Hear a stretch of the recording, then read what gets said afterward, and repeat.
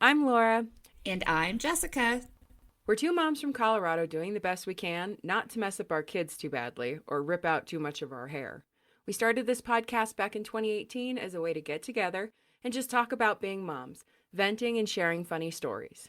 We try really hard not to be preachy or give out advice. We just want to talk. However, we don't mind sharing your advice and we love sharing your stories. So send those emails to theparentmemoirs@yahoo.com. Now that you have a lay of the land, let the madness begin. Love your faces. Keep it sane.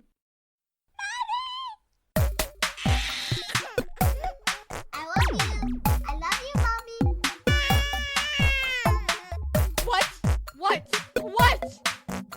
It's time for the Parent Memoirs. So let's talk about this preparing a people cult thing. Yeah.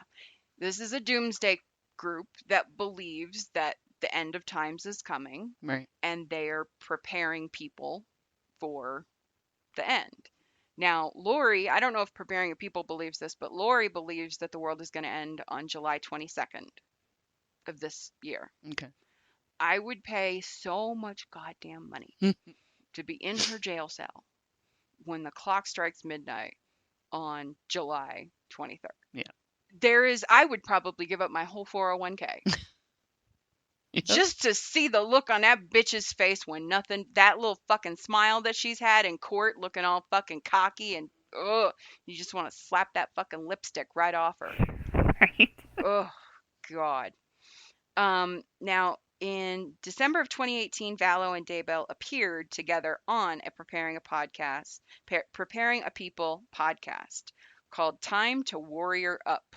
Now, obviously, since this whole thing, the group has tried to distance themselves from these two assholes. Right. Now, why? I know. I can't imagine. So, Lori had participated in these podcasts, and over time, reports have contained further details about their private beliefs. Allegedly, Lori believes she is, quote, an immortal who in a previous life was married to the Book of Mormon prophet Moroni. She's immortal. Okay. Now, allegedly, Chad thinks he can reveal individuals' past lives, whether they were good or, quote, dark in these incarnations. Both could reportedly reveal whether individuals were part of the 144,000, a significant body of the last day believers mentioned in the book of Revelations. So, do you know what the 144,000 is? No. Okay.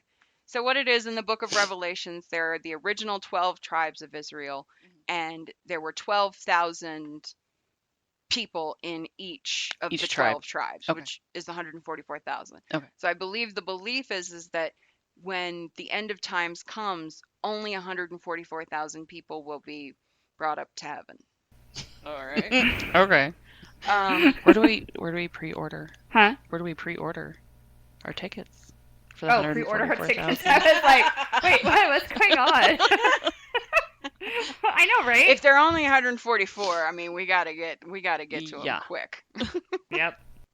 The most disturbing of the new claims about Chad and Lori is that they were, quote, sealed, ceremonially married to one another before either of their spouses died. Now, this is who Chad said that Lori was in a previous life. He said that she was the prophet Moroni's wife. He said that she was Elena, the daughter of Judas, married to James the Just. And apparently James the Just was, I believe, the brother of Jesus. And he also said that she was somebody named Lania, who was the daughter of Methuselah. And he also told her niece Melanie that she was the niece of Jesus. Bonkers. That shit crazy. They're nuts.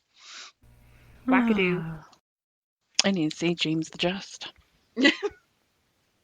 Go. I believe James the Just is Jesus's brother. Brother of the Lord. Yeah. Was the brother of Jesus according to the New Testament. He was an early leader of Jerusalem. These are some important people Mm-hmm. doing all kinds of crazy shit. That's why they're standing there all fucking. That's why she's standing there Right? all fucking cocky because she's Mhm. like, these people don't know that I am God, but they will find out one day. Right? Like, I want to see that fucking smirk wiped out of her face. I know a lot of people feel that way. They're Yeah. like, this I fucking believe bitch. that there is no way that the Lord would ever tell anybody, go ahead and get rid of your kid. It's No. okay.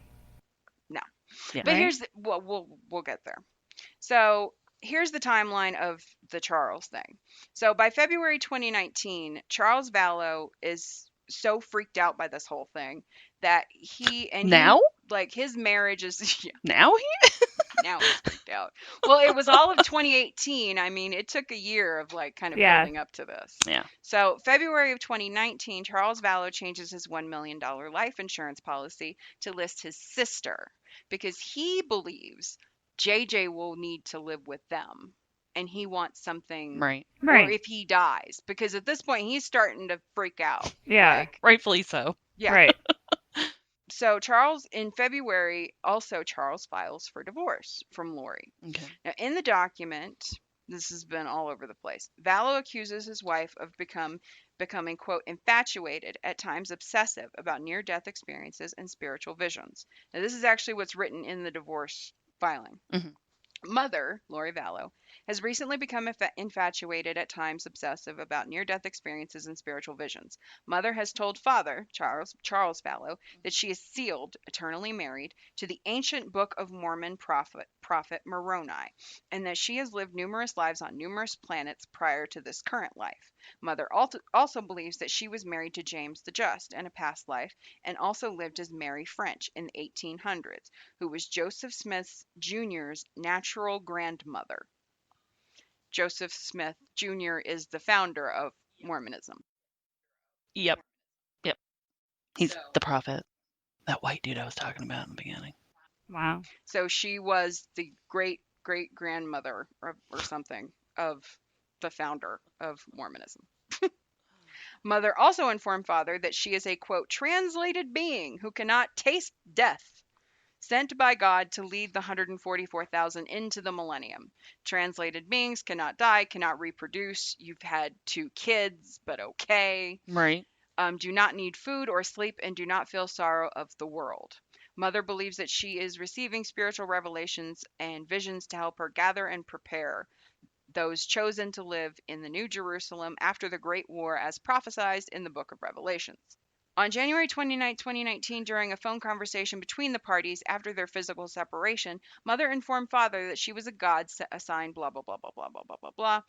She was doing all this work, and if he got in her way, she would murder him and claim that she had a quote, an angel there to help her dispose of the body. Alex, the brother. So this is where she starts fucking with him. She transfers all of the money out of their joint accounts, which Okay. are like his business account, Yeah. to where he has no way to make payroll. Oh, shit. He flies out to Hawaii, I believe, or And then somewhere, he's stuck. and she cancels his flight back. Oh, gee, So he's stuck. what an asshole. She Wow. goes to the airport where his truck is and gets it. So when he finally does get home, He his doesn't have a car vehicle. is gone. He can't even get home. Like, she starts fucking with him on a level that's hard to describe. Right. Sucks. Just to be a fucking Douchebag. bitch. She also disappears for like 2 months. I mean, drops off the face of the planet. Right? Where are the Nobody knows where the fuck she went. Left the kids, everything. And everybody's like freaking out because this truly upset JJ's whole world. Yeah. Because JJ, You have to be on a schedule. right? Because JJ is just like, with autism, like, You have to be on schedule. It's got to be Yep. consistent. Yep. Normal kids, and I don't want Right. to say normal, that's a horrible way to say it, but kids without autism need Yeah. structure Right. and Right. schedules, let alone a child with autism. Like, come on. Right. That's nah. And it like destroyed his world for a Yeah. while, and it was tough. And she just showed magically back up. We were like, where you been? Having a ham and cheese sandwich. No goddamn clue. Knitting a Now, sweater. eventually, he was actually notified that somebody tried to create a pin on his life insurance, basically to lock him out of being able to make any changes. So he Sneaky lets the bitch. insurance company know, like, Absolutely not. I did not do this. Right. If somebody tries to change it, you let me know because they are not Right. me. Right. Now on June 29th, now eventually he drops the divorce proceedings because he wants to try to work it out. It's Mormonism. Tess is looking at me like, are you fucking serious? Right? Get stuck on an island. You don't know where she is. Your car gets taken. You can't pay your payroll. Let's try to make this work out. Kind of feel like maybe I wasn't working as hard that you Yeah. needed me to. I know. Like I said, this dude is the guy that you're just like, he truly seems like the guy who is just trying Tried his He's hardest. the good guy in this whole story. Kind of feel like I think he's kind of crossing the line to be a schmuck at this point. Fair enough.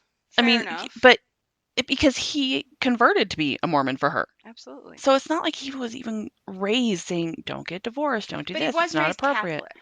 Which is very strong as well.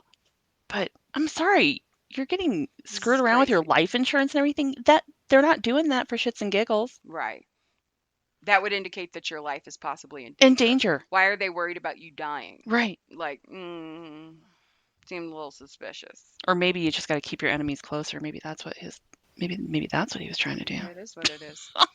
So on June 29th, Charles Vallow becomes suspicious that Lori's up to no good because there's an email sent from Charles's Account. to Chad. Okay. Okay. And he never sent it. And it's this glowing, like, suck your cock kind of email. It says, hello, Chad. I hope you're doing well. This is Charles Vallow. We really enjoyed having you stay with us back in November when you came to the Preparing a People conference. I appreciate you taking the time to talk to me about the book I've been working on. Well, more than 6 months later, I still haven't made much progress on it, but I do feel an urgency to get it done.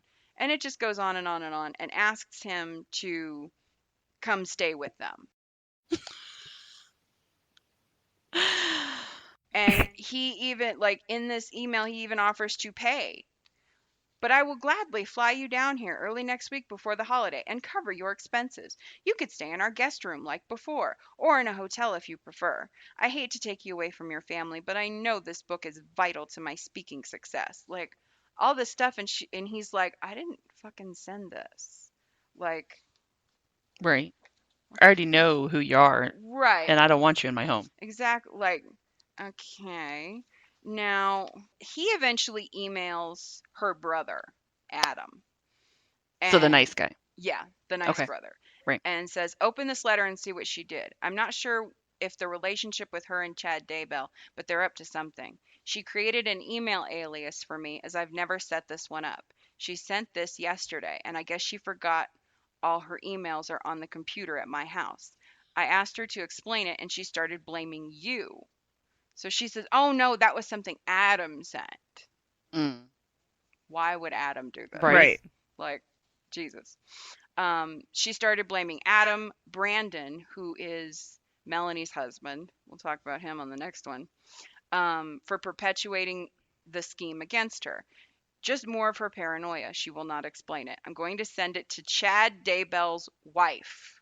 Oh, shit. Her name is Tammy, and I found her email address on their website.